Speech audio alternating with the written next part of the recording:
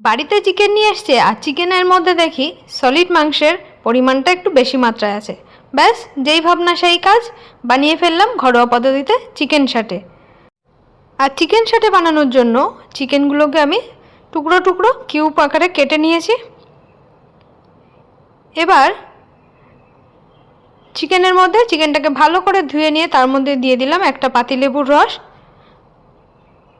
আর দিয়ে দেবো সামান্য পরিমাণে নুন আর সামান্য পরিমাণে হলুদ গুঁড়ো দিয়ে লেবুর রস, নুন আর হলুদ গুঁড়ো একসাথে খুব ভালো করে চিকেনটাকে মেখে 10 মিনিট ম্যারিনেট করে রেখে দেবো।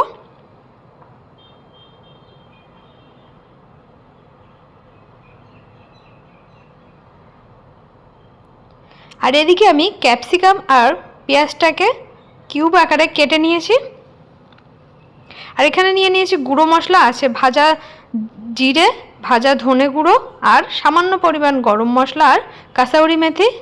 এগুলোকে আমি চিকেনের মধ্যে দিয়ে দিলাম, আর দিয়ে দিলাম পেঁয়াজ আর ক্যাপসিকাম যে কিউব করে কেটে রেখেছিলাম সেটা, আর দিয়ে দিলাম আদা, রসুন আর কাঁচা লঙ্কা বাটা।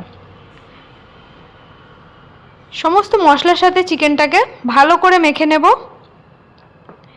মেখে নিয়ে 15 মিনিট ম্যারিনেট করে রেখে দেব। এবার আমি এখানে স্টিক নিয়েছি। এবার একটা বড় সাইজে বাটি নিয়েছি, তার মধ্যে নিয়ে নিয়েছি 1 বাটি ময়দা, 1 চামচ বেকিং পাউডার, পরিমাণ মতো নুন, হলুদ গুঁড়ো আর কাশ্মীরি লঙ্কার গুঁড়ো।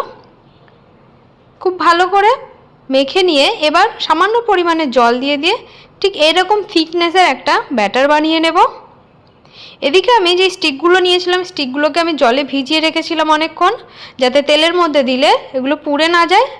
তো স্টিকগুলো তুলে নিয়ে ক্যাপসিকাম এবং চিকেন দিয়ে স্টিকগুলোকে আমি ভালো করে গেঁথে নিয়েছি।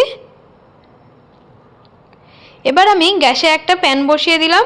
প্যানটা ভালো করে গরম হয়ে আসলে বেশি পরিমাণে আমি সাদা তেল দিয়ে দিয়েছি। তেলটা একটু গরম হয়ে আসলে এখান থেকে 1 চামচ তেল নিয়ে আমি যে ময়দার ব্যাটারটা বানিয়েছিলাম সেই ব্যাটারের মধ্যে 1 চামচ তেল দিয়ে দিলাম, গরম তেল। দেওয়ার পরে খুব ভালো করে তেলটার সাথে ব্যাটারটা মিশিয়ে নিয়ে একটা স্টিক আমি ওই গোলানো ময়দার মধ্যে দিয়ে, ব্যাটারটার মধ্যে দিয়ে গরম তেলের মধ্যে ছেড়ে দিলাম। এমতো অবস্থায় আমি গ্যাসের ফ্লেমটা লোতেই রেখেছি। গ্যাসের ফ্লেমটা লোতে রেখে মিনিট 10 ধরে তোমরা উল্টে পাল্টে এই চিকেন শাটেগুলোকে ভালো করে ভেজে নেবে।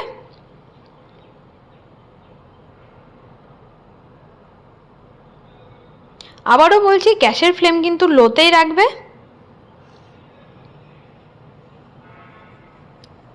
এর ফলে কি হবে, চিকেনটা ভালোভাবে সিদ্ধ হবে। আর যদি গ্যাসের ফ্লেমটা হাইতে থাকে তাহলে চিকেনটা ভালো করে সিদ্ধ হবে না। তো এইভাবে উল্টে পাল্টে আমি ভেজে নিলাম। তৈরি হয়ে গেল চিকেন শাটে। খেতে কিন্তু দারুণ হয়েছিল, একটা ক্রাঞ্চি ভাব ছিল আর চিকেনগুলো খুব সুন্দর সিদ্ধ হয়েছিল।